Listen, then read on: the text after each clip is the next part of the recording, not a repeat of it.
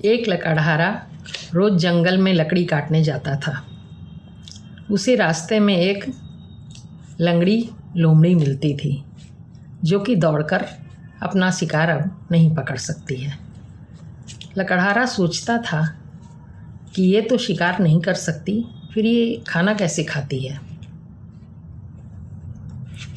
तभी उसने देखा कि दूर एक बाघ अपना शिकार खींचता हुआ ला रहा है। बाघ ने बैठकर जितना उसे खाना हुआ वह खा लिया और बाकी छोड़कर चला गया। बचा हुआ शिकार लोमड़ी ने खा लिया। लोमड़ी का पेट भर गया।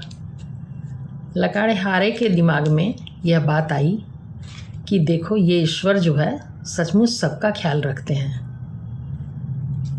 अब ये लंगड़ी लोमड़ी वो क्या भोजन करेगी उसका भी ख्याल ईश्वर ने रखा है, तो फिर मेरा क्यों नहीं रखेंगे। उसने कुल्हाड़ी एक तरफ रखी और आराम से बैठ गया, भगवान के भेजे हुए भोजन की प्रतीक्षा में बैठा रहा। कोई कुछ लेके नहीं आया। कई दिन हो रहे थे, बिल्कुल कमज़ोर हो गया। उसे फिर भी विश्वास था कि जब लोमड़ी की भूख भगवान मिटाते हैं, उसका ख्याल रखते हैं, तो मेरा भी ख्याल रखेंगे, मुझे भी भोजन भेजेंगे। किंतु वह कमज़ोर होता चला गया, कोई भोजन लेके नहीं आया। और तभी उसे आवाज़ एक सुनाई दी कि अरे बेवकूफ़, तूने लंगड़ी लोमड़ी का हाल तो देखा, वह तो अशक्त है, उसके पास शक्ति नहीं है कि वह शिकार कर सके, इसलिए उसका ख्याल भगवान ने किया।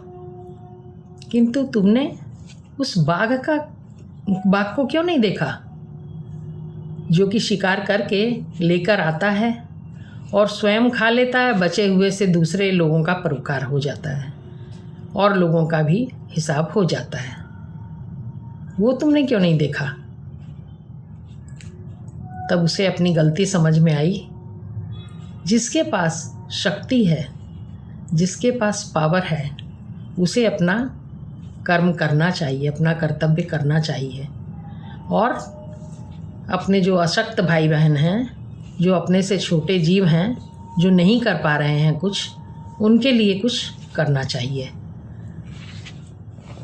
इसी तरह हम लोगों का भी है कि हम में से जो लोग धन को अर्न कर सकते हैं, मेहनत कर सकते हैं, उन्हें मेहनत करनी चाहिए, अवश्य करनी चाहिए।